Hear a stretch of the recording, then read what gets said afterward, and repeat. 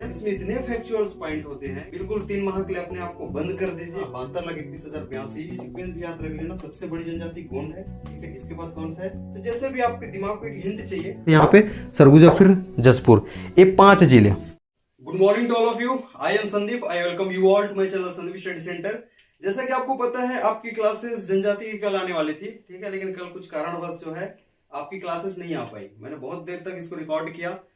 Record करने के बाद लास्ट टाइम मुझे पता चला कि इसकी, ठीक है ना, माइक जो है काम नहीं कर रही है। लेकिन आज कोई दिक्कत नहीं है, आज हम लोग इसको स्टार्ट करते हैं। इसमें इतने फैक्चुअल्स पॉइंट होते हैं कि आपको रिवाइज करने के लिए टाइम चाहिए। अगर इसको हम लोग पहले ज्योग्राफी स्टार्ट करके बाद में जनजाति स्टार्ट करते हैं, ठीक है ना, या फिर जो इतिहास है उसको खत्म होने का वेट करते हैं, तो इसके रिवाइज के लिए टाइम नहीं मिलता। इसलिए मुझे लगा कि मैं जनजाति स्टार्ट कर देता हूँ, ताकि हम लोग जो हिस्ट्री तो हिस्ट्री और जो जनजाति है इसको हम लोग, ठीक है ना, समानांतर रूप में खत्म करते हैं। बीच बीच में हम लोग ज्योग्राफी ला सकते हैं, या फिर खत्म होने के बाद ज्योग्राफी ला सकते हैं। तो थोड़ा सा हमें, ठीक है ना, सबको समझ के चलना पड़ेगा। बिल्कुल 3 माह के लिए अपने आप को बंद कर दीजिए, क्योंकि 3 माह के बाद आपके पास टाइम नहीं मिलेगा। सिर्फ और सिर्फ जनवरी में रिवाइज करनी है। तो आज हम लोग जनजाति स्टार्ट कर रहे हैं। सामान्य परिचय में हम लोग आज बात कर लेते हैं, जो कि बेसिक इन्फॉर्मेशन है, जानना बहुत ज्यादा जरूरी है। आई होप कि आपने सबने अलग कॉपी बनाई रखी है, ठीक है, और उसके हिसाब से आप एक एक करके नोट करते जाएंगे। सामान्य परिचय के अंतर्गत मैं 3-4 चीजों पे बात करूंगा। सबसे पहले हम लोग देख लेते हैं, और फॉर्मेट आपके लिए बहुत इंपॉर्टेंट होगा और इसी पैटर्न में आपको पढ़ना है। सबसे पहले तो ओवरऑल देखेंगे जनजाति क्या होती है, ठीक है, और इसको हम लोग सीजी के संदर्भ में देख लेंगे। छत्तीसगढ़ की जनजातियों के बारे में हम लोग देख लेंगे, ठीक। सेकंड चीज देख सकते हैं, यहाँ पे विशेषताओं पे बात हो सकती है। क्लियर है? विशेषताओं पे बात करेंगे, और विशेषताओं के साथ में एक लोकुर समिति है, ठीक है, इसके बारे में बात करूंगा। बहुत इंपॉर्टेंट है, ठीक है, जो कि किसी भी समुदाय को जो है अनुसूचित जनजाति, ठीक है, के रूप में पहचान करने के लिए कौन कौन से इन्होंने मापदंड रखे हैं, ठीक। बात करूंगे क्योंकि आज जो सामान्य परिचय है इसमें हम लोग बात कर सकते हैं आराम से। इसके बाद मोस्ट इंपॉर्टेंट चीज आता है, ठीक है, संवैधानिक प्रावधान। संवैधानिक प्रावधान पे मैं बात करूंगा, और जितने भी बचेंगे उसको हम लोग विशेष के तौर पर देख लेंगे, अगर और इसमें बचता है तो। ये ओवरऑल आज के क्लास की फॉर्मेटिंग होने वाली है। जनजाति क्या है इसके बारे में बात करूं, सीधा हम लोग क्लास में ही आते हैं। आपको जो अच्छा लगे उसको नोट करते जाना, ठीक है। अब जहां पे आपको फैक्चुअल पॉइंट मिलेंगे बिल्कुल उसको आपको नोट करना है। तो क्या है, इसको हम लोग सिंपली जवाब देते हैं, क्योंकि आपको पता भी ऐसे भी सोचोगे तो इसके बारे में आराम से आप इसको लिख सकते हो, और विशेषताओं पे भी आप आराम से बात कर सकते हो, क्योंकि वही से निकलते हैं। आप ऐसे भी सोच के देखिए जनजाति होती क्या है, ठीक है। पहली बात तो इनका एक विशेष नाम होता है जनजाति, ठीक है ना। किसी ऐसे स्थानीय समुदाय के समूह को कहा जाता है जिसका एक विशेष नाम होता है। आपको पता भी है, ठीक है ना, अलग अलग नामों से जानते हैं। उनकी एक विशिष्ट बोली होती है, विशिष्ट सांस्कृतिक व्यवहार करते हैं, ठीक है। उनमें बहुत सारे नियम होते हैं, अपने नियम परंपराएं होती है, संस्कृति, विशिष्ट संस्कृति होती है। विवाह संबंधी कई सारे निषेधों को पालन करते हैं। इट मीन्स विवाह में भी आप देखोगे तो सेम जो गढ़चिन वाले होते हैं, ठीक है, सेम जो क्लैन जो कि गोत्र वाले होते हैं उनमें वर्जित होता है। तो समगोत्री विवाह वर्जित जिसे हम लोग कहते हैं, वो उनमें पाया जाता है। साथ ही साथ देखेंगे तो स्थानांतरित कृषि इनकी एक जो एक विशेषता है, ठीक है। हालांकि वो जो आपकी इको फ्रेंडली या फिर आप इन्वायरमेंट फ्रेंडली जो कृषि कहते हैं वो नहीं होती है, लेकिन स्थानांतरित कृषि कहीं ना कहीं ये करते हैं, ठीक है। तो वर्तमान में खैर है तो उतना वो नहीं है। तो ये सब चीज करके हम लोग क्या है कि जवाब आराम से दे सकते हैं। लेकिन ग्लीन एवं ग्लीन एक विद्वान है, इनके बारे में देखेंगे हम लोग। पहला इसका जवाब दे रहा है ना, इसको आप, ठीक है, चाहो तो लिख सकते हो। ग्लीन एवं ग्लीन, ठीक है, इनके अनुसार जनजाति क्या होती है। ये कहते हैं जनजाति किसी ऐसे स्थानीय समुदाय को कहते हैं, ठीक है, किसी ऐसे स्थानीय समुदाय को कहते हैं जो एक सामान्य, ठीक है, एक सामान्य भूभाग पर निवास करता है, पहला, ठीक है, भूभाग पर निवास करता है। दूसरा, एक सामान्य बोली का, ठीक है, प्रयोग करता है। और तीसरा ये कहते हैं जो एक सामान्य सांस्कृतिक व्यवहार करते हैं। क्लियर? सामान्य सांस्कृतिक व्यवहार से जुड़ते हैं, उन्हें जनजाति कहते हैं। ये कौन कह रहे हैं? ग्लीन एवं ग्लीन। तो जनजातियों के बारे में ओवरऑल एक परिभाषा हम लोग देखें, या फिर पढ़ने से पहले हम लोग जाने जनजाति क्या होती है, ठीक है। तो इतना सफिशिएंट है, इतना आप जाने जनजाति क्या होती है। इसी विशेषताओं पे हम लोग लिख सकते थे। हम लोग को जो हम लोग के लिए जो इंपॉर्टेंट है छत्तीसगढ़ की जनजातियां, इसके बारे में बेसिक इन्फॉर्मेशन, ठीक। तो छत्तीसगढ़ की जनजातियों के बारे में अब फैक्चुअल इन्फॉर्मेशन आप एक एक करके नोट करना स्टार्ट करेंगे। यहाँ से बिल्कुल आपको एक एक करके नोट कर लिए। फर्स्ट ऑफ ऑल, छत्तीसगढ़ जो है, हमारा जो छत्तीसगढ़ है ये तो जनजाति बाहुल्य राज्य है, ठीक है। हमारा जो प्यारा सा छत्तीसगढ़ है ये जनजाति बाहुल्य राज्य है, ठीक है। अपने पास जो है 42 प्रकार की जनजातियां पाई जाती हैं, जो कि 161 उप समूह में विभाजित है, ठीक है। 42 प्रकार की जनजातियां पाई जाती है। अब इसकी अपनी अपनी उपजातियां होती है, जैसे आपको पता ही है गोंड की जो, ठीक है ना, गोंड जनजाति की सबसे ज्यादा उपजातियां पाई जाती है। ठीक, तो 42 प्रकार हैं, लेकिन टोटल, ठीक है, अगर उपसमूह के साथ हम लोग देखें तो 161 उपसमूह में वो विभाजित हैं। क्लियर है। अब एक चीज आता है, जैसे कि आपको पता है ना, उत्तर, मध्य और दक्षिण, ठीक है, जो जिसको बहुत सारा आधार होता है, नाक कान इसके वजह से, जिसके जो आधार पे, ठीक है, समूह समूह में बांटा जाता है। मोंगोलाइट है, प्रोटो ऑस्ट्रेलाइट है, तो हम लोग मध्य वाले हैं, तो मध्य वाले को बोला जाता है प्रोटो ऑस्ट्रेलाइट समूह में उनको रखा जाता है। तो छत्तीसगढ़ की जनजातियां हैं, इनको जो है, ठीक है, प्रोटो ऑस्ट्रेलाइट, इसको लिखेंगे, बहुत इंपॉर्टेंट है, ऑस्ट्रेलाइट समूह के अंतर्गत रखा जाता है। ठीक है, छत्तीसगढ़ की जनजातियों को प्रोटो ऑस्ट्रेलाइट समूह के अंतर्गत रखा जाता है। अब एक सवाल यहाँ पे उठता है, जनजातियों की जो छत्तीसगढ़ में जो जनजातियां हैं, ठीक है, इनकी सूची कहाँ पे है? ठीक है, तो छत्तीसगढ़ की जनजातियों की, ठीक है, छत्तीसगढ़ में जनजातियों की सूची मध्य प्रदेश पुनर्गठन अधिनियम, ठीक है, अधिनियम जो है आपके 2000, इसको सेम लिखेंगे, ठीक है, इसमें है। क्लियर। तो मध्य प्रदेश पुनर्गठन अधिनियम 2000, ठीक है, इसके अंतर्गत छत्तीसगढ़ की जनजातियों की सूची है। यहां तक क्लियर हुई। अब एक चीज आपको तो पता ही है, संविधान की मैं बात करूं तो 342 जो अनुच्छेद है उसके अंतर्गत अपने राष्ट्रपति के पास एक शक्ति है, पावर है कि वो किसी भी, ठीक है ना, जो समुदाय को, ठीक है, किसी भी जो जाति है उसको अनुसूचित जाति में, ठीक है, बिल्कुल बदल सकते हैं, उसको मान्यता दे सकते हैं। लेकिन ये भी तो सही है ना, वो खुद से नहीं करते, ठीक है, वो उनकी, आप बोल सकते हो, स्वाविवेकी शक्ति नहीं होती। आपको इतना तो पता ही होगा जब आप जो है संविधान पढ़ते होंगे। ठीक है, तो सलाह पे ही करते हैं अधिकतर काम, इसको तो आपको पता ही है। तो 342 एक अनुच्छेद भी है, हम लोग संवैधानिक प्रावधान में जब आएंगे तो वहां भी हम लोग बात कर लेंगे। ठीक है, इतनी चीजों की बात करने के बाद मैं थोड़ा जनगणना पे जाता हूँ, क्योंकि सवाल, ठीक है ना, जरूर उठता है कि उनकी फीमेल जनसंख्या कितनी है, मेल जनसंख्या कितनी है, ओवरऑल कितनी है, फिर साक्षरता दर भी यहाँ पे देख सकते हो, सबको हम लोग देखेंगे। तो यहाँ पे हम लोग सबसे पहले जाते हैं छत्तीसगढ़ में, छत्तीसगढ़ के जनजातियों की जनसंख्या कितनी है। और अभी तक तो जनगणना 2011 के अनुसार ही हमें काम करनी है, ठीक है, मतलब यहाँ पे बात करनी है। तो छत्तीसगढ़ में ओवरऑल जनसंख्या आप देखेंगे 78 लाख, मतलब जनजातियों की 78,22,902, ठीक है, 78,22,902 एक टोटल जनसंख्या है इनकी, छत्तीसगढ़ की जनजातियों की। अब इसको 2-3 भागों में बांटा जा सकता है, इवन 4 भागों में। पहला एक तो है आपकी इनमें से, ठीक है, जो 78,22,902 हम लोग कह रहे हैं, इनमें से जो है पुरुषों की संख्या कितनी है, महिलाओं की संख्या कितनी है। तो पुरुषों की संख्या याद रख लेना 38,000, ठीक है, 38 लाख एक्चुअल में 73,100, ठीक, 91। तो 38,73,191, ठीक है, एक इनकी है, पुरुषों की है। और इसमें थोड़ा बहुत वो होगा तो मैं स्क्रीन में जरूर इसको लिखूंगा। ठीक, फिलहाल ये लगभग इतना है। उसके बाद जो महिलाओं के देखोगे तो वो हो जाएगा 39,49,000, ठीक है, 711, ठीक है, इतने ही होने चाहिए। तो 38,73,191 जो पुरुषों की है, ठीक है, इसको भी आपको लिखना है, आप ब्रैकेट करके लिखना, पुरुषों की है, ठीक, और एक इनकी है महिलाओं की। क्लियर है। ठीक, मेरे को एक चीज और डर है कि अभी जो इतना पढ़ा रहा हूँ या फिर यहाँ पे बता रहा हूँ, इसके कैच कर पा रहा है नहीं कर पा रहा है, तो मैं थोड़ा सा और ले जाता हूँ, उसके बाद एक चेक जरूर इसके लिए जरूरी है, क्योंकि कल इतनी नुकसान हुआ है, मैं 1:30 बजे तक शूटिंग कर रहा था और ये जो है ना, वर्क करना बंद कर दिया था, जिसके वजह से जो है कल क्लासेस आपकी बाधित हुई थी। तो ये पुरुषों की कितनी कहा मैंने और महिलाओं की कितनी का है, इसको आप अच्छे से देख लें। इसको एक डिवाइड और किया जा सकता है, किसमें, ग्रामीण और शहरी में, बिल्कुल पूछा जा सकता है। ठीक है, ग्रामीण, जो ग्रामीणों में निवास करती है जनजातियां, उनकी टोटल संख्या कितनी है। ठीक है, उसके बाद शहरी या फिर इसको नगरीय पूछ के भी आ सकता है। और आपको पता है छत्तीसगढ़ के अधिकतर जनजातियां, आप इस प्रकार से बोल सकते हो, ज्यादा से ज्यादा जितने भी हो सके, बस 4-5 लाख के जो अराउंड है, ठीक है, लगभग है, वो शहरी में निवास करते हैं, बाकी सब कुछ यहाँ पे है। तो 78,22,902 में से लगभग जो 72 लाख है, ठीक है, इसमें भी हम लोग देखें 72,31,000 शायद 82, ठीक है, हाँ, 72,31,082 एक ग्रामीण में निवास करती है। और उसी प्रकार शहरी जनजाति जनसंख्या होगा 5,91,000, ठीक है, 820 हो जाएगा। क्लियर। तो ये जनसंख्या की बात मैंने करी है, ठीक है, इसको आपको अच्छे से देखना है, ये आपको ओवरऑल देखना है।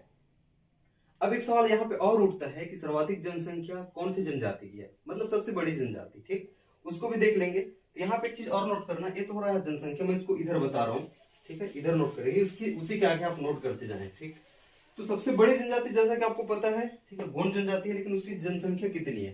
ठीक, तो सर्वाधिक, ठीक है, जनसंख्या वाली जनजाति। ये पहली क्या हो जाएगी, सबसे बड़ी जनजाति कुछ की भी आ सकती है। तो ये है आपकी गोंड जनजाति। क्लियर है? लगभग ये 42 लाख इनकी, ठीक है, जनसंख्या है। ये तो रहा पहला। लेकिन ये क्रम पूछा जा सकता है लगातार 2-3, ठीक है ना, लगातार 2-3 मतलब जनजातियों का क्रम पूछा जा सकता है। सबसे बड़ी कौन सी है, उसके बाद कौन सी है, और फिर उसके बाद कौन सी है। तो दूसरी बड़ी जनजाति लिख लेना, कंवर है, ठीक है, बिल्कुल घुमाने के लिए पूछ सकता है। तीसरी बड़ी जनजाति हो सकता है उरांव, मतलब उरांव है। और चौथी आपको पूछा जाए तो हलवा, ये जनजाति है। इसको वो जमाने भी पूछ सकता है क्रम से, ठीक है, चारों लिख ले और उसके बाद क्रम से पूछे। हम लोग ऐसे टेस्ट करेंगे, टेस्ट के लिए, ठीक है ना, निश्चिंत रहें। तो कंवर जनजाति देखेंगे, इनकी जनसंख्या जो है लगभग 8 लाख आसपास है, इनकी 7 लाख है, ये 8 लाख, ठीक है ना, 87,000, ठीक है, इसकी जनसंख्या है। ये 7 लाख, ठीक है, शायद 48,000 है, और ये 3 लाख, ठीक, 74,000 आसपास इनकी जनसंख्या बिल्कुल हो जाएगी। तो ये तो रहा सबसे बड़ी जनजाति। और इसको आपको जमाने पूछे तो ये सीक्वेंस भी याद रख लेना। सबसे बड़ी जनजाति गोंड है, ठीक है, इसके बाद कौन सा है, कंवर हो जाएगी, इसके बाद कौन सा है, उरांव, और इसके बाद कौन सा है तो हलवा। ठीक है, एक एक चीज को अच्छे से नोट करना, इसको रिवाइज अच्छे से करना है, क्योंकि इससे सवाल बनते हैं। छत्तीसगढ़ की जो, ठीक है, जनजातियों की जो संख्या है, ठीक है, ये 30%, 30.62%। क्लियर है? अब एक चीज और उड़ता है, अगर जनजातियों की जनसंख्या इतनी है तो जनजातियों की जनसंख्या के आधार पे, ठीक है, छत्तीसगढ़ का देश में क्रम कितना है। उसके बाद जनजातियों की जनसंख्या परसेंट के आधार पे छत्तीसगढ़ का देश में क्रम, ठीक है, कितना है, इसको भी हम लोग, ठीक है, देखेंगे।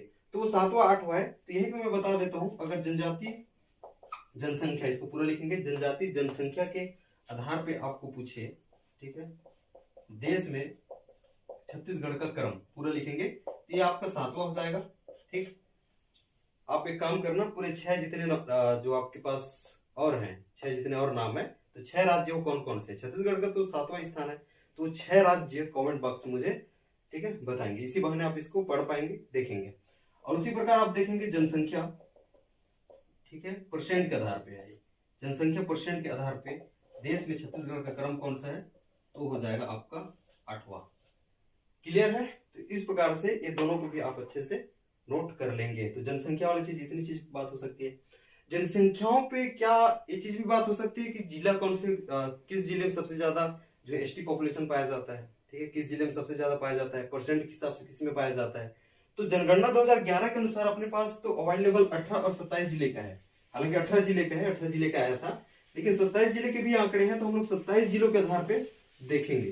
ठीक है, क्योंकि अगर ये आंकड़े कभी भी बदलते हैं तो मैं बताऊंगा ही, लेकिन जितना आया है, ठीक है ना, क्योंकि वही वाला आया है तो हमें उसे ही पढ़ना होगा। तो मैं 27 जिलों के अनुसार बता रहा हूँ, ठीक है, 27 जिलों के अनुसार बता रहा हूँ। सबसे अधिक, सर्वाधिक जनसंख्या वाला जिला, तो सर्वाधिक जनसंख्या मतलब एसटी है ना, हम लोग जब जनजातियों में बात करें तो आप समझ जाइएगा आप लोग, है ना, कि हम लोग एसटी में बात करें तो सर्वाधिक जो एसटी जनसंख्या है, ठीक है, वाला जिला कौन सा है, छत्तीसगढ़ में। उसी प्रकार एक बात हो सकती है, न्यूनतम पे बात हो, सेम सिमिलर जो है, न्यूनतम पे बात हो सकती है, न्यूनतम एसटी जनसंख्या वाला जिला कौन सा है। अब क्या इसको हम परसेंटेज में बात कर सकते हैं, बिल्कुल कर सकते हैं। तो सर्वाधिक, ठीक है, एसटी जो जनसंख्या परसेंट है, जनसंख्या परसेंट वाला जिला कौन सा है।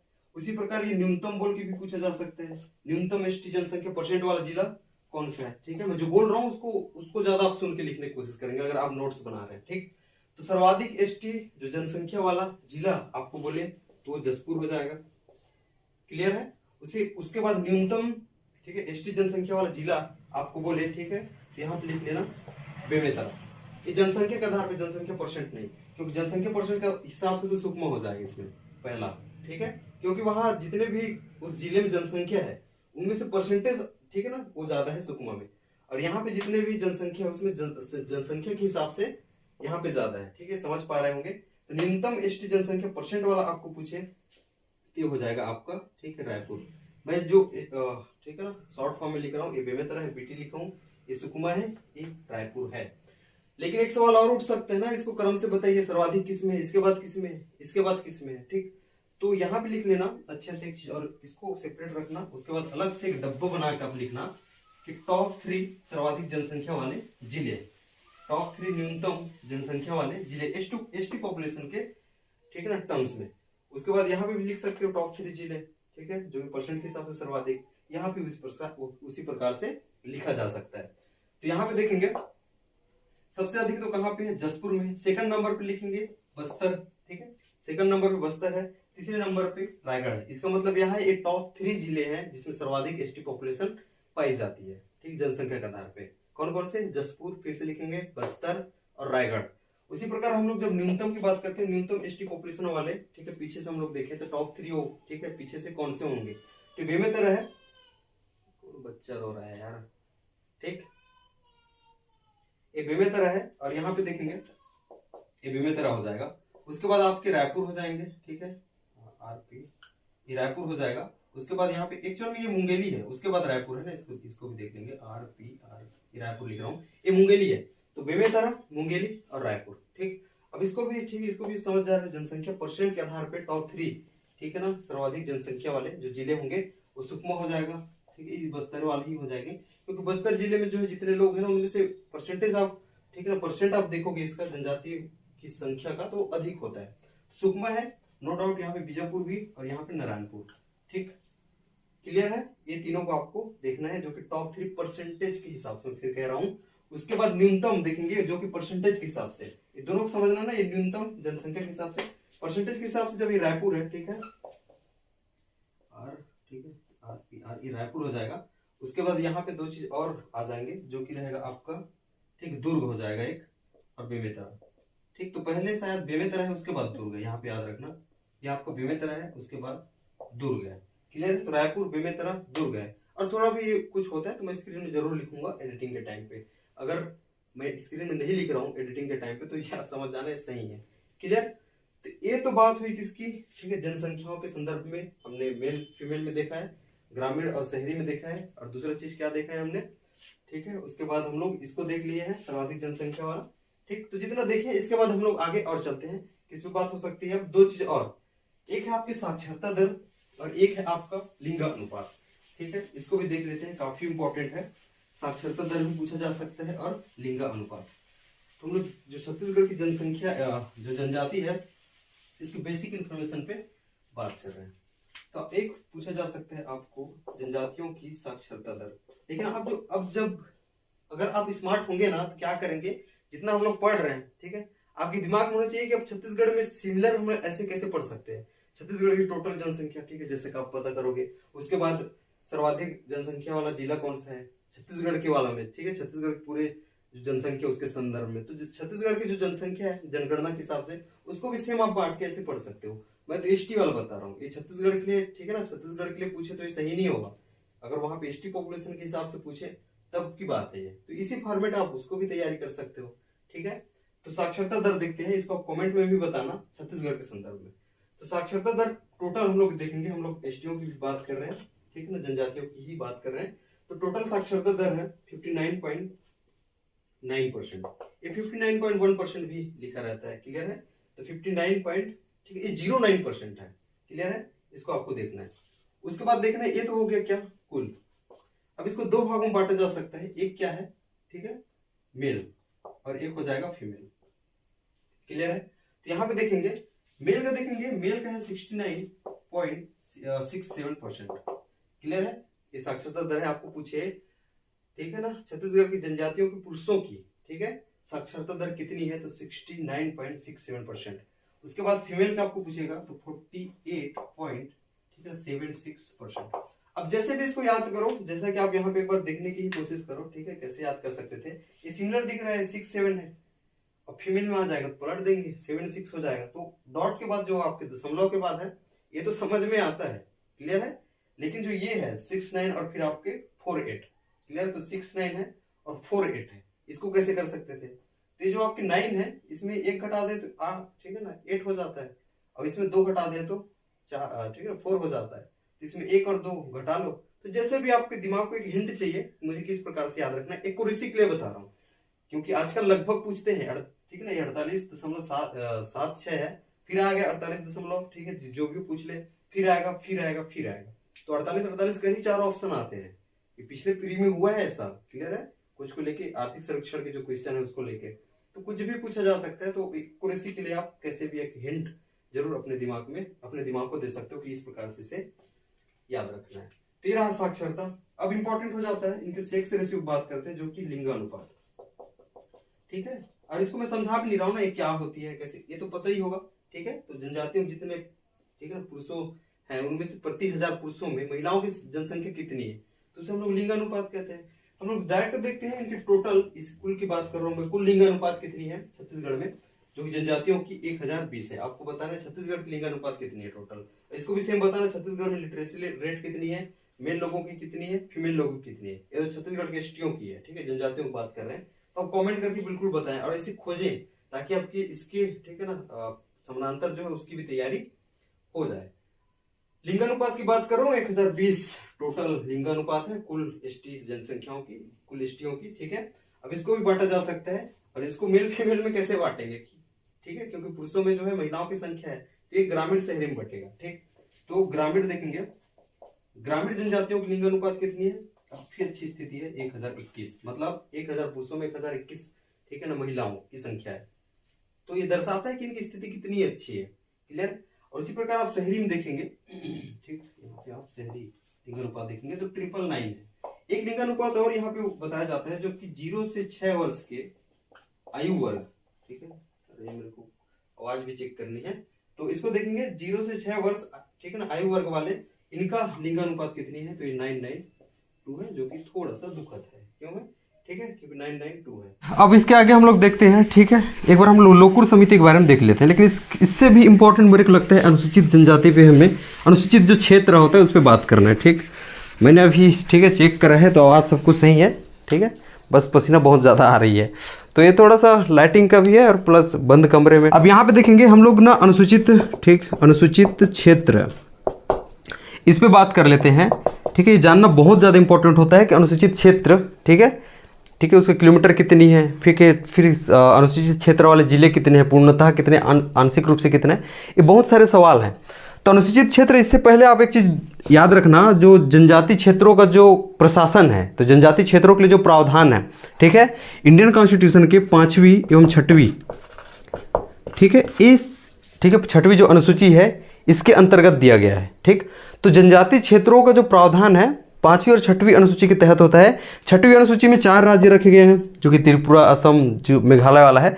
अब यहाँ पे देखेंगे 5वीं अनुसूची, ये इंपॉर्टेंट हो जाता है, इसमें कुल 10 राज्यों को रखा गया है, मतलब जो 10 राज्यों के जो ठीक है जनजाति क्षेत्र है, इनका प्रशासन का जो प्रावधान है वो किसके अनुसार हो रहा है, 5वीं। ठीक है, और इनमें से एक राज्य अपना छत्तीसगढ़ है। ठीक है, और इसको भी देख लीजिए, यहाँ पे जो छत्तीसगढ़ के जितने भी पड़ोसी जो स्टेट है ना, जैसे कि मध्य प्रदेश हो गया, महाराष्ट्र है, तेलंगाना, आंध्र प्रदेश, फिर ओडिशा जाएंगे, ठीक है, जो झारखंड, तो छत्तीसगढ़ के जो जितने पड़ोसी देश हैं सिवाय उत्तर प्रदेश के, उत्तर प्रदेश को आपको छोड़ना है, फिर जितने भी हैं तो 6 मिल के आपको आएंगे वो सभी। उसके बाद आपकी जो राजस्थान है, राजस्थान, गुजरात और आपका जो हिमाचल प्रदेश है, तो ऐसे करके 10 राज्यों का जो प्रावधान है, ठीक है, वो 5वीं अनुसूची के ठीक है ना अंतर्गत दिया गया है। तो इसमें आप देख सकते हो छत्तीसगढ़ का जो प्रशासन है, छत्तीसगढ़ के जो अनुसूचित क्षेत्र का प्रशासन है, ठीक है, 5वीं अनुसूची, ठीक है ना, इसके अनुसार होता है। अब सवाल उठता है कि छत्तीसगढ़ में कुल अनुसूचित क्षेत्र कितने हैं। ठीक है, तो 81 ठीक है 618.881 किलोमीटर, इसको याद रख लेना। क्लियर है, तो 618.881 किलोमीटर जो है छत्तीसगढ़ में कुल अनुसूचित क्षेत्र हैं। अब इम्पॉर्टेंट हो जाता है कि हम लोग जिले को देख लें, ठीक है, अनुसूचित जिले को देख लें। मैं एक ठीक है ना ऐसी मैप बना रहा हूँ, ठीक, वहाँ पे देखेंगे तो ये रहा, मान के चलो ऐसी हम लोग का एक मैप है, मान के चलो अभी के लिए है, एकदम पुराने मैप में चले जाओ, ये जैसे भी रहे, ठीक, पुराने मैप में चले जाना, जो कि अभी जो जिले बने हैं ना उसको छोड़ के पुराने मैप में चले जाना, तो वहाँ पे अच्छे से आपको समझ में आएगा। ये जो सरगुजा संभाग है, ठीक है, बिलासपुर संभाग है, ठीक, संभागों में ही बांट रहा हूँ, ये आपके दुर्ग है और ये आपका रायपुर संभाग है, बस्तर संभाग है, पुराने मैप में ही जाना। ठीक, तो ये बस्तर संभाग के जितने भी जिले थे कितने हैं, 7, अभी भी 7 ही हैं, इसमें ऐसा कोई बदलाव नहीं हुआ है। ठीक, तो यहाँ पे आपको पता है कांकेर, नारायणपुर, बीजापुर की बात करते हैं, ठीक है, कोंडागांव, बस्तर और फिर आपके सुकमा, और यहाँ पे दंतेवाड़ा कहीं। क्लियर है, जब हम लोग मैपिंग वाले क्लास लाएंगे तो ये जितने भी जिले हैं 7 के 7 ये पूर्णतः अनुसूचित जिले हैं। इसके अतिरिक्त आपको देखना है यहाँ पे, अगर हम लोग जो अभी नया बनाए, ठीक है, आपका जो यहाँ पे MCB वाला उसको छोड़ दें तो कितने जिले थे उसको देखेंगे, तो आपको पता है कोरिया, सूरजपुर, ठीक है, फिर बलरामपुर ऐसे पड़ते थे, यहाँ पे सरगुजा, फिर जसपुर, ये 5 जिले। क्लियर है, 7 5 कितने हो गए, 12। तो 2 जिले और हमें यहाँ पे निकालना है। एक है आपके जीपीएम, ठीक है, जो अभी जिले उसके पहले बना था, ठीक है, गोरेला पेंड्रा मरवाही, जो कि बिलासपुर संभाग के अंतर्गत आते हैं, ठीक। और एक है आपका कोरबा। तो इस प्रकार से, ठीक है, 14 जिले। तो यहाँ याद रखना कुल 14 जिले ऐसे हैं छत्तीसगढ़ में जो पूर्णतः, ठीक, अनुसूचित जिले हैं। क्लियर है एकदम। उसके बाद यहाँ पे और देखना, ये तो पूर्णतः होगा, ठीक। आंशिक रूप से कितने हैं, आंशिक रूप से अनुसूचित जिले कितने हैं, इसको भी देख लेना। क्लियर है, इतनी गर्मी है यार, ठीक। तो आंशिक रूप से देख लेना और यहाँ पे एक बार देखने की कोशिश करो। ये तो अब पूरा हटा दो, ठीक है। अब यहाँ पे देखना, अभी दोनों संभाग से, जो कि रायपुर है और आपके दुर्ग संभाग है, यहाँ से निकलेंगे। तो इसको याद करने का थोड़ा ट्रिक भी देख लेना। यहाँ पे क्या है, आपके बलौदा बाजार है, ठीक है, और ये आपका धमतरी वाला है, ठीक है। तो ऊपर और नीचे, टॉप बॉटम। अब यहाँ पे देखना, ये आपको महासमुंद गरियाबंद दोनों मिलके है, ठीक। तो ये कुछ ऐसे स्ट्रक्चर बन रहा है। क्लियर है। तो ये आपके महासमुंद गरियाबंद, ये आपके बलौदा बाजार और ये आपका धमतरी। तो कितने हो गए यहाँ से 4। क्लियर है। अब यहाँ याद रखना, ठीक है, ये आपका कवर्धा और यहाँ पे राजनांदगांव, ठीक, और ये आपका बालोद कहीं यहाँ पे, ठीक। हालांकि ये आपका बालोद यहाँ पे है, याद रखना, यहाँ पे दुर्ग हो जाएगा, ये आपका बालोद, ठीक है। तो ये स्ट्रक्चर थोड़ा इसी टाइप बन रहा है। तो याद रखना, ये बलौदा बाजार, धमतरी, महासमुंद गरियाबंद, ठीक है, ठीक है। इसको आप करना, ऊपर है नीचे है और फिर यहाँ के दोनों ले लेना है, ठीक। दिमाग को कुछ तो हिंट देना। तो ये 4 याद आ जाएगा और यहाँ से 3 आपको ले लेना है। कौन कौन से, कवर्धा, राजनांदगांव और फिर बालोद। क्लियर। तो 4 3 7, यहाँ पे 3, ठीक है। तो ये हो जाएगा आंशिक रूप से 7। 3 आपको और निकालना है। एक खुद बिलासपुर हो जाएगा, ठीक है। उसके बाद यहाँ पे जांजगीर चांपा बच गया है। अब कितने बचे यहाँ पे देखेंगे, बिलासपुर बचे, यहाँ पे जांजगीर चांपा और रायगढ़। क्लियर। 2 तो हमने ले लिया था, कोरबा और जीपीएम, कहाँ पे, पूर्णा वाले में। तो जो 3 बचेगा उसको भी ले लेना। तो यहाँ से 3 निकल गए, यहाँ से 3, यहाँ से 4, ठीक है। तो इस प्रकार टोटल 10 आंशिक रूप से आपके, ठीक है ना, अनुसूचित जिले हैं। कौन कौन से मैंने बता दिया, लिख लोगे। एक बार फिर से 14 देखेंगे। 14 में कौन कौन से है, कांकेर हो जाएगा, नारायणपुर, बीजापुर, दंतेवाड़ा, उसके बाद ये आपका कोंडागांव, फिर बस्तर, उसके बाद सुकमा। क्लियर है। उसके बाद देखेंगे ये आपके सूरजपुर, कोरिया सूरजपुर, ठीक है, ये आपका सरगुजा, फिर ये जसपुर, ये बलरामपुर। क्लियर है। तो 7 5 12, 2 चीज़ और निकालना था, जीपीएम मतलब गोरेला पेंड्रा मरवाही और कोरबा, ये क्या हुए 14। कौन सा, पूर्णतः अनुसूचित जिले। अब आंशिक रूप से कौन कौन से हैं, गरियाबंद, महासमुंद, ऊपर मैंने क्या कहा है, बलौदा बाजार, उसके नीचे, ठीक है, ये मतलब सबसे नीचे में इस संभाग के धमतरी, 4 हो गए, ठीक। उसके बाद 5वें नंबर पे कवर्धा, 6वें नंबर पे राजनांदगांव, 7वें पे बालोद। कितने हो गए, 4 3 7। 3 और निकालना है। यहाँ के 3 कौन कौन से बचे थे, रायगढ़ बच गया था, बिलासपुर लेना बाकी था, जांजगीर चांपा। अगर पुराने मैप देखेंगे तो अभी शक्ति भी है यहाँ पे। क्लियर। तो इस प्रकार से 10 कौन कौन से हो गए आंशिक रूप से, ठीक है ना, ठीक है, आंशिक अनुसूचित जिले। तो ये तो रहा अनुसूचित जिलों के बारे में, ठीक। अब इसके आगे हम लोग, ठीक है, लोकुर समिति पे बात कर लेते हैं, ठीक। लोकुर समिति, फिर 2 हम लोग वो भी देख लेंगे जो कि आपकी निर्जाति म्यूजियम है, और एक चीज़ मैं चाह रहा हूँ कि उसको भी यहीं पे देख लें, ठीक है, जनजाति अनुसंधान केंद्र है। लोकुर समिति देखेंगे। लोकुर समिति का गठन इसलिए किया गया था, ठीक है, मतलब ये काम करती क्या है उसको देख लेंगे डायरेक्ट। तो किसी भी समुदाय को, ठीक है ना, उसको जो है अनुसूचित जाति के रूप में पहचान करने के लिए क्या मापदंड होने चाहिए। तो वही है जो हम लोग परिभाषा में देखे हैं। अभी विशेषताओं पे, ठीक है, विशेषताओं पे भी एक बार देख ही लेंगे इसको, जो देखे हैं ना, वही इसका भी मापदंड है। ये कहते हैं कि भौगोलिक, उनमें क्या है, भौगोलिक एकाकीपन हो। ये समझ में आ रहा है कि भौगोलिक रूप से एकाकीपन हो, ठीक है, दुर्गम दूरस्थ क्षेत्र में वो निवास करते हो, आर्थिक, ठीक ना, आर्थिक पिछड़ेपन हो उनमें, ठीक है, आर्थिक पिछड़ेपन हो, साक्षरता दर काफ़ी कम हो। तो ऐसे इसका क्या रहा है, मापदंड रहे। बस यही लोकुर समिति है। इसका गठन देख लेना, ठीक है, 1965 इसमें जो है इसका, बिल्कुल 1965 है, इसमें जो है इसका गठन किया गया था, ठीक है। अब विशेषताओं पे मैं एक बार चल देता हूँ तक, यहाँ तक कि खत्म हो जाएगी चीज़ें। अब ओवरऑल जनजाति की हम लोग विशेषताएं देखेंगे, तो जो परिभाषा में बोले थे वही है। इनका एक विशेष नाम होता है। क्लियर है। हम लोग विशेषताओं पे यहाँ से चलें। इनका एक विशेष नाम होता है, तभी तो आप जानते हो एक गोंड जनजाति है, एक उराव जनजाति है, एक कंवर जनजाति है। क्लियर है। विशेष नाम होता है। एक विशिष्ट बोली का प्रयोग करते हैं, बिल्कुल हम लोग पढ़ते ही हैं, एक टॉपिक ही पढ़ते हैं, ठीक है, कि विशिष्ट बोली का प्रयोग करते हैं। जैसे वो बहुत बार क्वेश्चन बना है, उराव जनजाति जो कि कुड़ुक बोली का प्रयोग करती है। क्लियर है। तो इसी प्रकार जो है विशिष्ट बोली का प्रयोग करते हैं, ठीक है। सोच सोच के भी लिखोगे। ये दूरस्थ एवं दूर जो आपके दुर्गम क्षेत्र है, रिमोट एरियाज़ में ये निवास करते हैं। क्लियर है। अब यहाँ पे एक चीज़ और देखो, अभी दूरस्थ क्षेत्रों में निवास करते हैं, लेकिन ये जो ठीक है ना, बाहरी लोगों के संपर्क में आने से संकोच भी महसूस करते हैं। जैसे कि दूर में निवास कर रहे हैं तो आसपास की जो सिटी है एकदम से आने के लिए संकोच भी महसूस करते हैं। ठीक है, अभी भी देखा जाता है। तो दूरस्थ एवं दुर्गम क्षेत्रों में निवास करते हैं, बाहरी लोगों के संपर्क में आने में ठीक है ना ये संकोच महसूस करते हैं। इनमें ठीक है स्थानांतरित कृषि या फिर ये स्थानांतरित कृषि करते हैं, इसको पूरा लिख लेना, स्थानांतरित कृषि करते हैं। ठीक है, ठीक है। जो क्या होता है स्थानांतरित कृषि, जैसे कि आपको पता है, हम लोग इसके बारे में टॉपिक भी पढ़ते हैं कि जनजाति जो होते हैं जब ये दूरस्थ है, इन्हें वन्य जाति और जो आदिम समाज, आदिवासी, वन्य जाति, गिरिजन ये भी तो कहा जाता है। मतलब ये जब दूरस्थ क्षेत्रों में निवास करते हैं, जंगलों में निवास करते हैं। ठीक है, अभी तो उतना है नहीं ये प्रभाव में। कहा जाता है कि जंगलों को काटते हैं, फिर उसको सूखने के लिए दिया जाता है, फिर उसमें आग लगा देते हैं और आग में तब्दील होती है। फिर वर्षा जल के जो पानी उसमें ठीक है ना गिरता है, तो उसके बाद जो है वहाँ बीज छिड़कते हैं। जब वर्षा जल के पानी गिरती है, मतलब वर्षा होती है, उसके बाद वहाँ से फसल उगते हैं, फिर काटते हैं। अब वो दोबारा फर्टाइल नहीं होता, क्योंकि वो इकोनॉमी ठीक है ना, जो आपके जो इको फ्रेंडली हम जिसे कहते हैं, जिसे हम लोग इन्वायरमेंट फ्रेंडली कृषि कहते हैं, वो नहीं होता है। ठीक है, तो फिर वो दूसरी जगह फिर जाते हैं, फिर वही काटना वाटना उनका चलता है।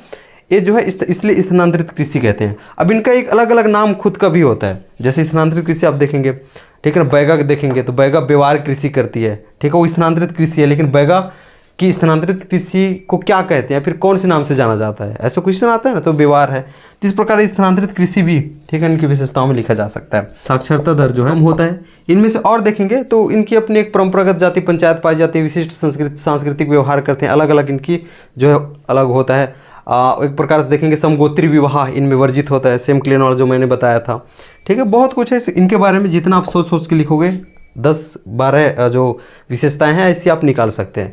तो ये रहा इनकी विशेषताओं पे बात, क्या है पे बात कर ली है हमने। छत्तीसगढ़ की जनजातियों की जो इनिशियल लेवल पे चर्चा है वो देख ली है। लोकुर समिति के बारे में आपको पता हो गया है। ठीक है, अब हम लोग प्रावधान पे थोड़े चलते हैं। लेकिन एक चीज़ जब मैंने कहा था ना, पाँचवीं और फिर छठवीं अनुसूची वाला, जो 5वीं अनुसूची के अंतर्गत जो छत्तीसगढ़ का अनुसूचित क्षेत्रों का ठीक है ना प्रशासन होता है, किसके अंतर्गत, 5वीं अनुसूची। तो 5वीं अनुसूची के लिए 244 इसका संबंधित अनुच्छेद 244(1) है, इसको भी ऐड कर लेना अनुसूचित क्षेत्र वाला में। और 6वीं के लिए 244(2) है, जो कि हमें भी यहाँ तो पढ़ना ही नहीं है। ठीक, बस इसको याद रखना। 5वीं अनुसूची के अंतर्गत जो है 244(1) जो संबंधित अनुच्छेद है, उसके अनुसार छत्तीसगढ़ के अनुसूचित क्षेत्रों का प्रशासन होता है।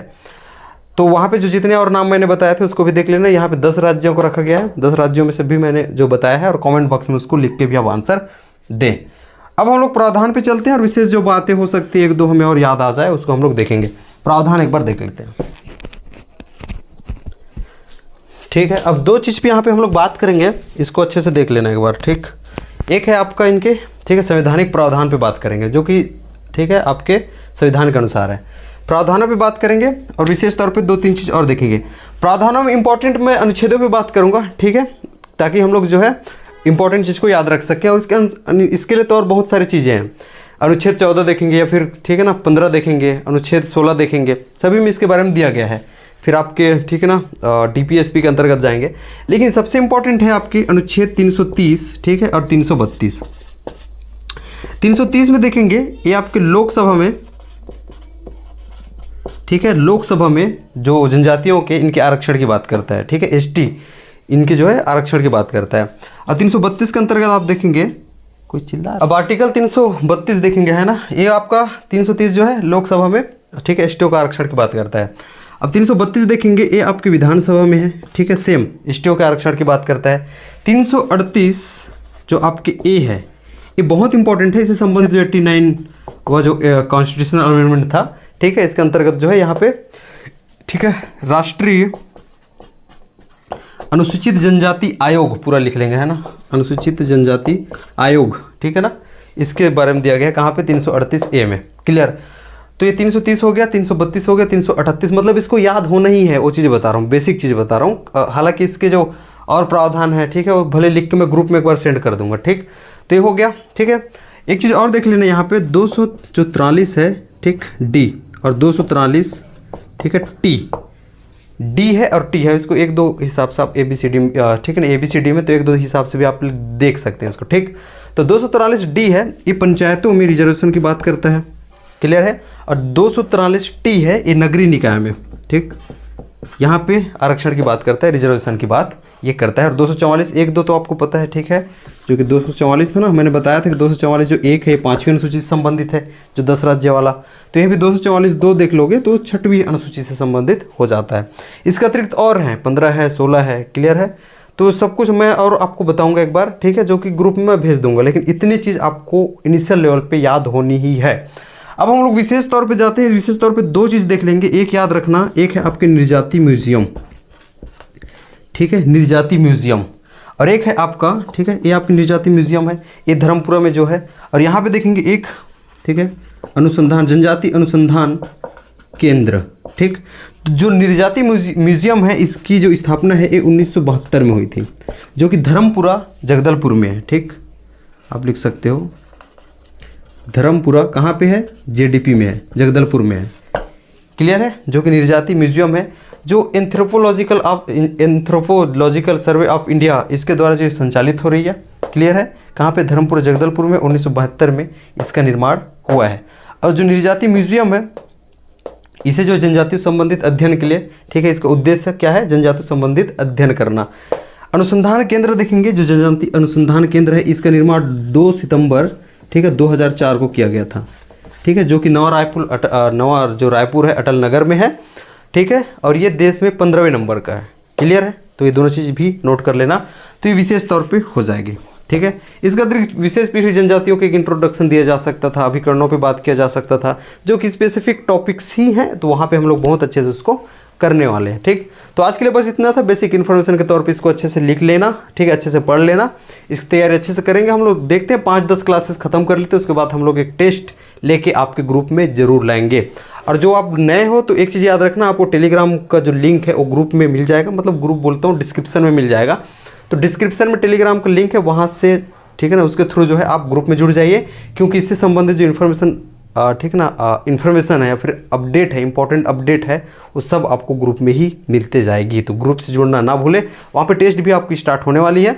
ये क्लासेस कल आने वाली थी, लेकिन कल जो प्रॉब्लम चलते नहीं आ पाई। काफ़ी सीरियस लग रहा हूँ मैं, अभी वीडियो देख रहा था, ठीक है ना, कि आवाज़ आ रही है कि नहीं बोल के, और पसीना भी काफ़ी लग रहा है, तो उसको थोड़ा इग्नोर करेंगे। आप कंटेंट पे ध्यान देंगे, इसको अच्छे से पढ़ाई करें, तो लाइक करेंगे, एक कमेंट जरूर छोड़ें, चैनल पे नए हैं तो सब्सक्राइब कर लीजिएगा, अच्छे से पढ़ाई करें, अपना ख्याल रखें। Wish you all the very best, thank you so much.